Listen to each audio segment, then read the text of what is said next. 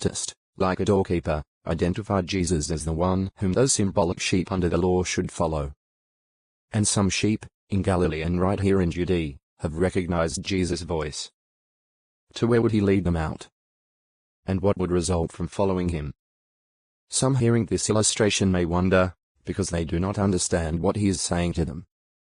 John 10:6. Jesus explains, "Most truly I say to you, I am the door for the sheep. All those who have come in place of me are thieves and plunderers. But the sheep have not listened to them. I am the door. Whoever enters through me will be saved, and that one will go in and out and find pasturage." John 10:7-9. Clearly, Jesus is introducing something new. His listeners know that he is not the door to the law covenant, which has existed for centuries. So he must be saying that the sheep he leads out are to enter another sheepfold. With what result? Further explaining his role, Jesus says, "I have come that they may have life and have it in abundance. I am the fine shepherd." The fine shepherd surrenders his life in behalf of the sheep. John 10:10-11. Jesus had earlier comforted his disciples by saying, "Have no fear, little flock, for your Father has approved of giving you the kingdom." Luke 12:32. Indeed, those who make up the little flock are ones Jesus will lead into a new sheepfold, so that they may have life and have it in abundance. What a blessing to be part of that flock. Jesus does not end the matter there, though. He observes, "I have other sheep, which are not of this fold. Those too I must bring in, and they will listen to my voice, and they will become one the fine shepherd in the sheepfolds." John 10:1-21. 186. Flock, one shepherd. John 10:16. These other sheep are not of this fold. Hence, they must be of yet another fold, different from the little flock who will inherit the kingdom. These two folds, or pens of sheep, have different destinies. Still, the sheep in both folds will benefit from Jesus' role. He says, "This is why the Father loves me, because I surrender my life." John 10:17. Many of the crowd respond, "He has a demon and is out of his mind." Yet others show that they are listening with interest and are inclined to follow the fine shepherd. They say, "These are not the sayings of a demonized man.